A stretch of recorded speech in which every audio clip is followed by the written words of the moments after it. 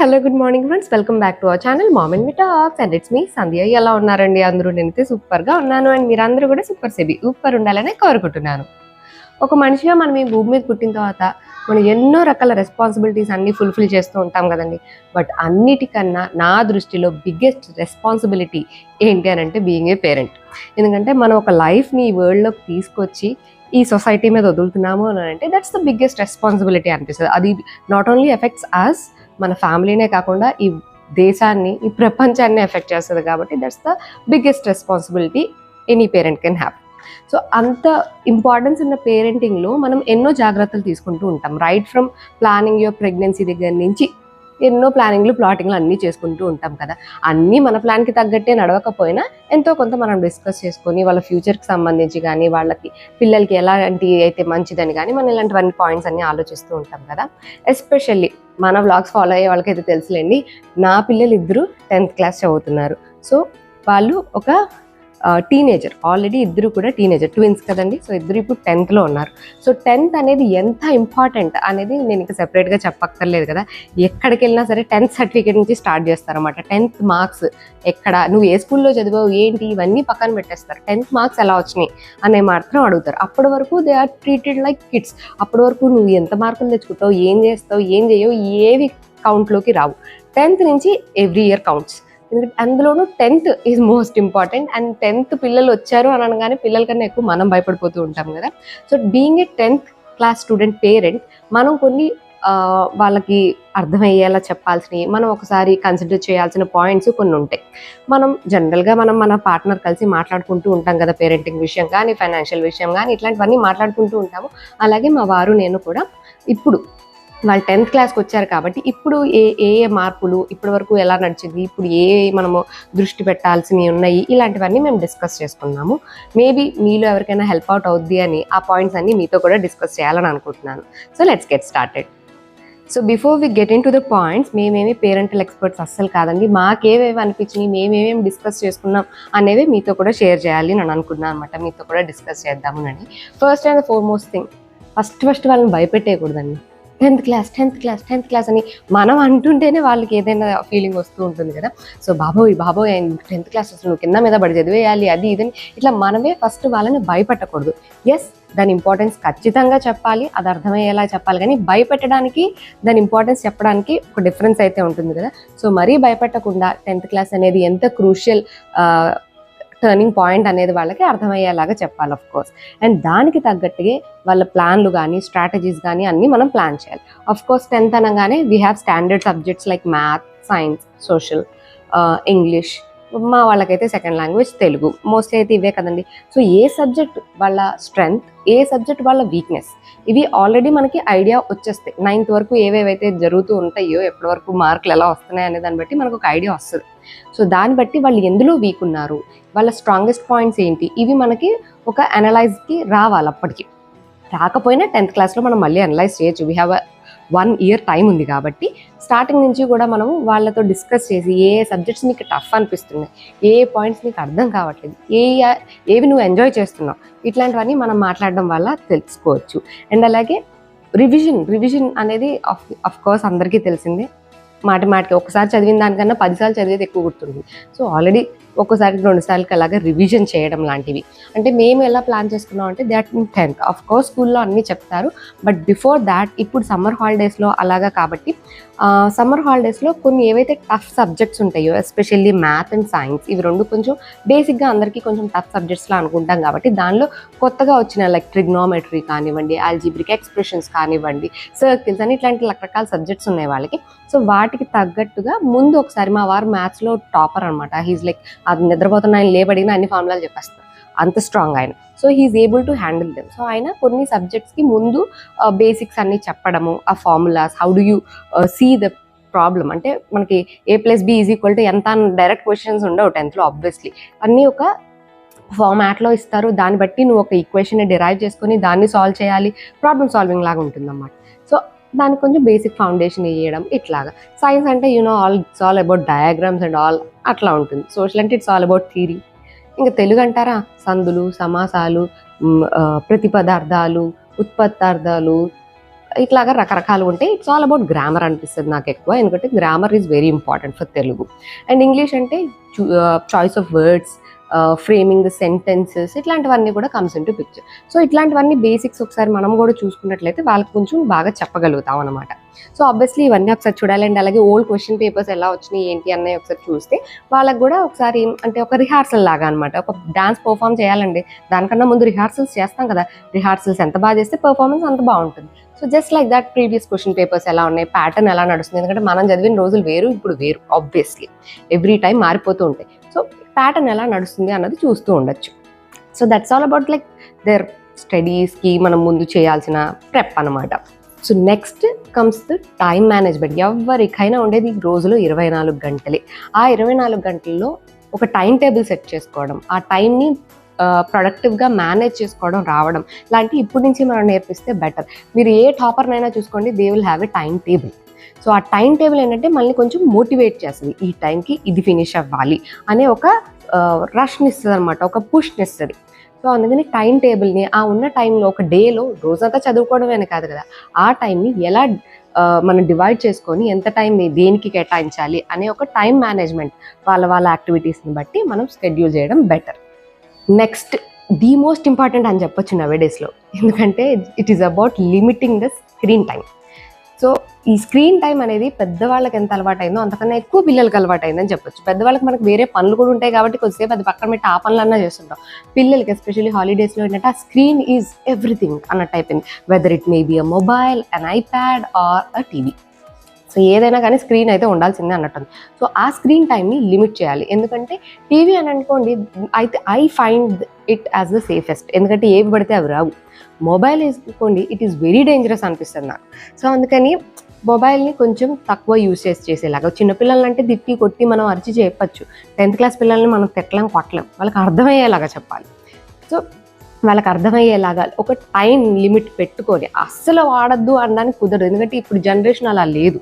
You can't make it zero. Of course కొంతమంది అలా చేయగలిగే వాళ్ళు ఉన్నారు, వాళ్ళు చేస్తున్నారు, వాళ్ళకి పాసిబుల్ అవుతుంది. మాకైతే అసలు జీరో స్క్రీన్ టైం అనేది పాసిబుల్ కాదు. We allow them to have their mobile time. వాళ్ళ ఫ్రెండ్స్ అందరూ మొబైల్లోనే ఉంటారు, అందరూ ఆన్లైన్లో గేమ్లు ఆడుతుంటారు, చాటింగ్లు చేసుకుంటుంటారు, అన్నీ చేస్తుంటారులేండి. సో దానికి ఒక లిమిటెడ్ టైం అంటూ కేటాయించడం. సో స్క్రీన్ టైంని లిమిట్ చేయడం అనేది must and should, no matter in what class they are studying.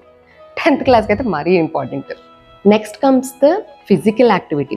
10th class అనగానే అన్ని పక్కన పడేసి పుస్తకాలు ముందేసి కూర్చోవడం అనేది ఒకటి వర్కౌట్ కాదు. వాళ్ళకి ఫిజికల్ యాక్టివిటీ కూడా ఉండాలి. ఎందుకంటే ఒకటే ధోరణి, ఒకటే చదువు అని అంటే దే మే ఫీల్ స్ట్రెస్డ్.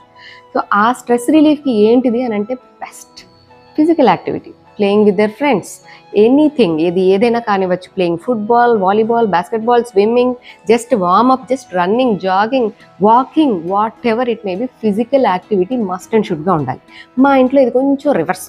అంటే అందరు పిల్లలు ఒకలా ఉండరు కదా, కొంతమంది తక్కువ ఫిజికల్ యాక్టివిటీ ఉంటుంది, కొంతమందికి ఎక్కువ ఉంటుంది. మా ఇంట్లో ఎక్కువైపోయింది, అది బాగా ఎక్కువైపోయింది. సో అందుకని మేము దాన్ని లిమిట్ చేయాలనుకుంటున్నాము. సో అందుకని ఈ ఇయర్లో వాళ్ళకి చెప్పామన్నమాట, ఎక్కువ ఫుట్బాల్ మ్యాచెస్, క్రికెట్ మ్యాచెస్ వీటిలో ఎక్కువ టైం కేటాయించొద్దు, కొంచెం తగ్గించుకోవాలి నాన్న అని చెప్పి. ఎందుకంటే వాళ్ళు రోజు ఆడుతూనే ఉంటారన్నమాట, ఫిజికల్ యాక్టివిటీ వాళ్ళకి ఎక్కువైపోయింది. కొంతమందికి తక్కువ ఉంటుంది, వాళ్ళు ఖచ్చితంగా ఫిజికల్ యాక్టివిటీ ఉండేలాగా చూసుకోవాలి. సో మీ చైల్డ్ ఎలా ఉన్నారు అనే దాన్ని బట్టి మీరు ఫిజికల్ యాక్టివిటీని కూడా ప్లాన్ చేయడం బెటర్. ఎందుకంటే ఫిజికల్గా ఎలా ఉంటారు వాళ్ళు అనే దాన్ని బట్టి వాళ్ళ మెంటల్ స్టెబిలిటీ పైన కూడా ఇంపాక్ట్ చూపిస్తుంది. అంతా ఒకటే అదే 4 గోడల మధ్యలో అదే అలాగే ఉంటే స్ట్రెస్ ఎక్కువైపోతుంది అన్నమాట, పిల్లలనే కాదు ఎవరికైనా సరే. ఫిజికల్ యాక్టివిటీ చేస్తే వాళ్ళకి స్ట్రెస్ రిలీఫ్ అవుద్ది, మిగతా పిల్లలతో కలుస్తారు, చేంజ్ ఆఫ్ థాట్స్ వస్తాయి. బాడీ ఎప్పుడైతే అలసిపోద్దో it will regenerate new energy వచ్చినప్పుడు మైండ్ కూడా ఫ్రెష్గా ఉంటుంది. ఒకటే ఆలోచనల నుంచి డీవియేట్ అవ్వాలంటే physical activity is best.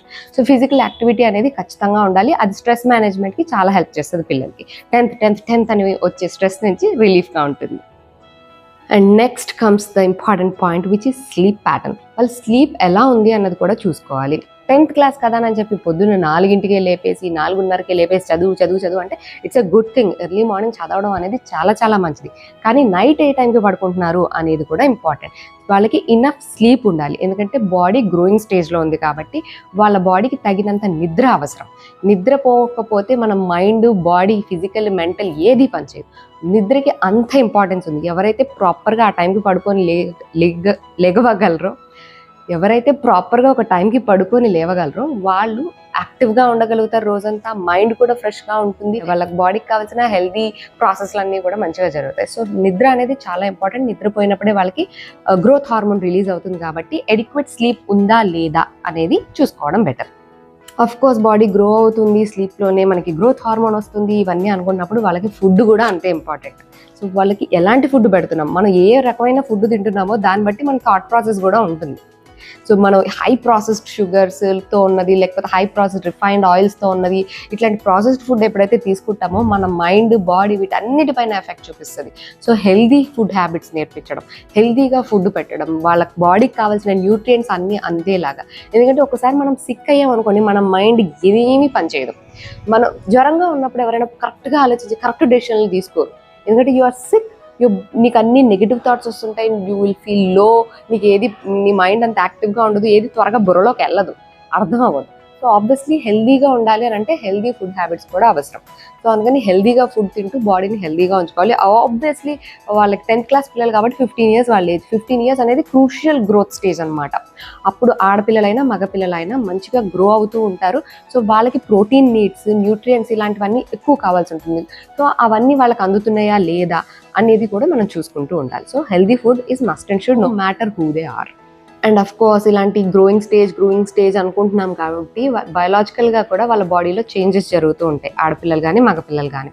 So వాళ్ళకి కొత్త బాడీలో మార్పులు రావడము, వాళ్ళకి ఇట్లాంటివన్నీ చూస్తున్నప్పుడు వాళ్ళకి రకరకాల డౌట్స్ వచ్చే ఛాన్స్ ఉంటుంది.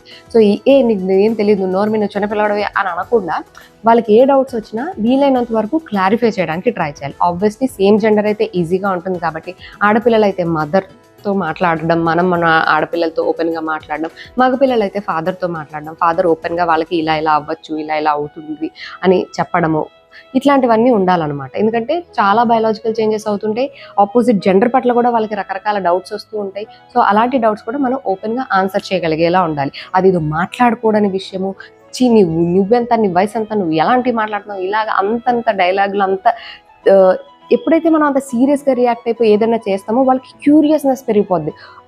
ఏంటి ఇలా అన్నారు అంటే దానికి ఏంటి అర్థం, దాన్ని ఏంటో మనం తెలుసుకోవాలని వాళ్ళకి క్యూరియాసిటీ పెరిగిపోద్ది అనమాట. సో వాళ్ళకి డౌట్స్ రావడం సహజం. అది ఆబ్వియస్లీ పేరెంట్స్గా మనం ఆ ఫ్రీడమ్ వాళ్ళకి ఇవ్వాలి, వాళ్ళు ఓపెన్గా అడిగే విధంగా, అండ్ వాళ్ళకి మనం ఓపెన్గా ఆన్సర్ చేసే విధంగా ఉండాలి. ఏదైనా సరే మనము వాళ్ళకి అర్థమయ్యే విధంగా చెప్పచ్చు, అది ఏ విషయం అయినా సరే.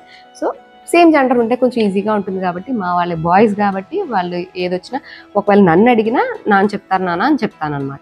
సో వాళ్ళ డాడీకి చెప్తూ ఉంటారు, ఎక్స్ప్లెయిన్ చేస్తూ ఉంటారు. కొన్ని ఏదైనా లేడీస్కి సంబంధించిన విషయాలు, ఎందుకంటే వాళ్ళు 10th వచ్చారు కాబట్టి వాళ్ళకి ఆల్రెడీ 9th నుంచే సైన్స్లో చాలా విషయాలు వాళ్ళకి ఉన్నాయి. అలాంటివన్నీ కూడా నన్నే అడుగుతారు, నేను ఓపెన్గా చెప్తా, అవును నాన్న ఇలా ఉంటాయి, సైకిల్ ఇలా నడుస్తుంటాయి, ఇవన్నీ చెప్తూ ఉంటాను అనమాట. సో అదేదో పెద్ద రహస్యం లేకపోతే ఏదో తెలుసుకోకూడని విషయాల్లాగా వాళ్ళకి పిక్చరైజేషన్ చేయకూడదు అనమాట. Let them be free. Doubts వస్తాయి, రానియండి, అడగనివ్వండి, మనం వీలైనంతగా మనం కూడా ఆన్సర్ చేయడానికి ట్రై చేయాలి. Coming to the next point, 10th class అనగానే స్కూల్లో వాళ్ళే అందరికన్నా పెద్దవాళ్ళు, మిగతా వాళ్ళు అందరూ అందరికన్నా చిన్నవాళ్ళలో ఉంటారు కదండి. సో దే మే ఫీల్ నేను పెద్దవాడిని అయిపోయాను అనే ఫీలింగ్ రావచ్చు. ఎందుకంటే స్కూల్లో 10th వరకే ఉంటుంది, తర్వాత వేరే కాలేజ్కి వెళ్ళాలి కదా. కాలేజ్కి వెళ్ళినప్పుడు వాళ్ళే అందరికన్నా చిన్నవాళ్ళలో ఉంటారు. బట్ స్కూల్లో ఉన్నంతసేపు ఇంకా వాళ్ళే హైయెస్ట్ క్లాస్లో ఉంటారు కాబట్టి మేము ఆల్రెడీ గ్రోన్ అప్స్, మాకు అన్నీ తెలుసు అన్న ఫీలింగ్లో ఉంటారు. But still they are kids. అందుకని మనం వాళ్ళకి ఎంతైతే ఫ్రీడమ్ ఇవ్వాలో అంతా ఇవ్వాలి, ఎంత రెస్ట్రిక్ట్ చేయాలో అంత రెస్ట్రిక్ట్ చేయాలి. ఎందుకంటే పెద్దగా అయిపోయాం అన్న ఫీలింగ్ వచ్చినప్పుడు ఏంటంటే I can take my own decisions అనే ఫీలింగ్ కూడా రావచ్చు. ఎంతవరకు ఇవ్వాలో అంతవరకు ఇవ్వచ్చు, like choosing their dress or whatever they want eat, ఇట్లాంటివన్నీ మనం ఇవ్వచ్చు. అంతే తప్ప ఏ పాయింట్ ఆఫ్ టైంలో కూడా పేరెంట్స్ని క్వశ్చన్ లైక్ ఎదిరించి వాళ్ళ పైన అరిచే విధంగా అట్లాంటి ఫీలింగ్ రాకుండా ఉండాలన్నమాట పిల్లల దగ్గర. ఎస్పెషల్లీ పెద్దవాళ్ళ పట్ల డిస్రెస్పెక్ట్ఫుల్గా ఉండడం అనేది అసలు సహించకూడదు. నువ్వు స్కూల్లో పెద్దవాడివి కావచ్చు, బట్ బయట you are still a kid. So ఈ పాయింట్ అర్థమయ్యేలాగానే ఉండాలన్నమాట పిల్లలకి ఎప్పుడు. And coming to the next point, obviously 10th అనగానే వి ఆల్ దేని చుట్టూ తిరుగుతుంటామండి, మార్క్స్ అని. అఫ్ కోర్స్ మనం చదువుకున్నప్పటికి ఇప్పటికి చాలా మారిపోయిందండి. మనకు ఇప్పుడు 500 వస్తే బిభత్సం, అంటే 600 పేపర్ అనుకుంటే అంతే టోటల్ మార్క్స్. 500 వస్తే అసలు తురుము అనమాట. సో అలా ఉండేది. ఇప్పుడంతా జీపీఏ అని సంథింగ్ అన్నీ మారిపోయినాయి. 9.8, 9.9, 10 out of 10 ఇలా చెప్తున్నారన్నమాట. సో ఈ మార్క్స్ అనేది of course marks are important, but అవే అంతా కాదు కదా. కొన్నిసార్లు ఏమవుతుందంటే ఏవైతే సబ్జెక్ట్లో మంచి మార్క్స్ వస్తాయో అదే వాళ్ళ ఫేవరెట్ సబ్జెక్ట్ అని అనుకో ఉంటాం, కానీ అట్లా కూడా మనం డిఫైన్ చేయలేం. ఒక్కొక్కసారి ఏదైనా సబ్జెక్ట్ టీచర్ బాగా ఎక్స్ప్లెయిన్ చేసి వాళ్ళకి ఇంట్రెస్టింగ్గా అనిపించి వాళ్ళు దాని గురించి కొంచెం బాగా తెలుసుకుంటే మంచి మార్క్స్ వస్తాయి. బట్ అదే వాడి ఇంట్రెస్టా అంటే we don't know. So marks is not the ultimate thing. అది ఏదైనా కావచ్చు, వాళ్ళ ఇంట్రెస్ట్ ఏంటి అనేది వాళ్ళని ఫైండ్ అవుట్ చేసుకోమనాలి. ఎందుకంటే ఆఫ్టర్ 10th వాళ్ళు చాలా క్రూషియల్ డెసిషన్స్ తీసుకోవాల్సిన టైం. ఎందుకంటే 10th తర్వాతే మనము ఇంటర్మీడియట్ జాయిన్ చేస్తాం. అక్కడ మనము చాయిస్ వస్తుంది మనకి, ఏంటి నీ ఫీల్డ్ ఏంటి, what do you want to become అనే దాన్ని బట్టి మనం మన ఫీల్డ్ని చూస్ చేసుకోవాలి. నీకు మ్యాథ్స్ ఇష్టమా అయితే ఇది తీసుకో ఎంపీసీ, సైన్స్ ఇష్టమా బైపీసీ తీసుకో, లేదు అకౌంట్స్ కామర్స్ ఇష్టమా లేకపోతే కామర్స్ తీసుకో, ఇట్లాంటి రకరకాల ఆప్షన్స్ వస్తాయి. సో ఈ 1 year అనేది వాళ్ళకి ఇనఫ్ టైం. సో ఫస్ట్ నుంచి మనం కొద్దిగా నీకు నెక్స్ట్ ఏ ఆప్షన్స్ ఉన్నాయి, సో ఈ సబ్జెక్ట్ తీసుకుంటే నువ్వు ఇవి చేయొచ్చు, ఇవి నీ ఫ్యూచర్ ఇలా ఉంటుంది, ఈ సబ్జెక్ట్ తీసుకుంటే ఇవి ఉంటాయి, ఈ ఆప్షన్స్ ఉంటాయి, సో దాన్ని బట్టి నెక్స్ట్ నువ్వు ఇది చేయొచ్చు. ఇలాంటివన్నీ కూడా మనం ఏ ఆప్షన్స్ ఉన్నాయి అన్నది పిల్లలకి ఒకసారి చెప్పడం ఇంపార్టెంట్. సో దట్ వాళ్ళకు కూడా కొన్ని ఐడియాస్ వస్తాయి అనమాట. ఓహో, సో ఈ ఇయర్ నేను ఎలా ఏంటి, నా ఇంట్రెస్ట్ ఏంటి అన్నది నేను ఫైండ్ అవుట్ చేసుకోవాలి అని. ఎందుకంటే మా పిల్లలకి ఇప్పటివరకు నీ ఫేవరెట్ సబ్జెక్ట్ ఏంట్రా అంటే ఏం చెప్పడు, ఏది ఎక్కువ మార్కులు వస్తాయి చెప్తుంటాడు అనమాట. సో వాడికి అంటూ ఒక favourite thing, what do you want, what he wants అనేది ఇంకా డిసైడ్ కాలేదు. సో అదే చెప్పాము అనమాట. ఈ 1 year టైం చూడు, ఈ 1 yearలో నీకు ఏది నచ్చుతుంది. కొంతమంది మ్యాథ్స్ అంటే ఇష్టం ఉండేవాళ్ళు సడన్గా ఫ్లిప్ అయ్యి సైన్స్కి ఇష్టపడచ్చు, సైన్స్ అంటే ఇష్టం ఉన్న వాళ్ళు సడన్గా ఫ్లిప్ అయ్యి కామర్స్ ఇష్టపడచ్చు, ఇలా రకరకాలు ఉంటాయి కదా. సో మనం ఏవేవి ఉన్నాయి అన్నవి చెప్పొచ్చు, కానీ మనం ప్రెషరైజ్ చేయాల్సిన అవసరం లేదు. ఇప్పుడు పేరెంటింగ్లో చాలామంది ఆల్రెడీ ఇది ఫాలో చేస్తున్నారు. We are not pressurising our kids to become a doctor or an engineer or something else. So వాళ్ళకంటూ కొద్ది ఫ్లెక్సిబిలిటీ ఇస్తాం కాబట్టి ఏ ఆప్షన్స్ ఉన్నాయి అనేది వాళ్ళని డిసైడ్ చేసుకోవడానికి ఈ 1 year టైం చాలా ఇంపార్టెంట్. కాబట్టి ఒకసారి మనం కూడా ఇవన్నీ వాళ్ళతో డిస్కస్ చేస్తే they will get to know ఏంటి ఎలాగ చేయొచ్చు ఏంటి అనేది డెసిషన్ తీసుకోవడానికి వాళ్ళకి కూడా హెల్ప్ఫుల్గా ఉంటుంది. సో ఇవన్నీ ఒక 10th class పేరెంట్గా మేము డిస్కస్ చేసుకున్న పాయింట్స్ అనమాట. సో మేబీ మీలో ఎవరికైనా కూడా ఈ పాయింట్స్ హెల్ప్ఫుల్ అవ్వచ్చు అన్న ఉద్దేశంతో ఈ పాయింట్స్ అన్ని మీతో కూడా డిస్కస్ చేశాను. నేను చెప్పిన పాయింట్లు అన్నీ మీకు కరెక్ట్ అనే అనిపించాయి అనుకుంటున్నాను. మీరు కూడా ఒకసారి ఆలోచించి మీ పిల్లలతో ఓపెన్గా మాట్లాడండి. What to do, what not to do, దానికి తగ్గట్టు ప్లానింగ్లు, ప్లాటింగ్లు, స్కెచ్లు అన్నీ వేసుకొని స్ట్రాటజికల్గా మనము ఈ 10th class so called 10th class year ఏదైతే ఉందో అది సక్సెస్ఫుల్గా మనం క్రాస్ చేద్దాం.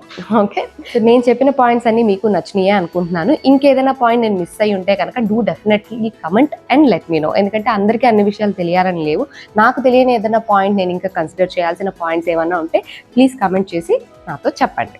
సో అదండి ఇవాళ నా video. That's it for today friends. See you all in another video. Till then take care and by.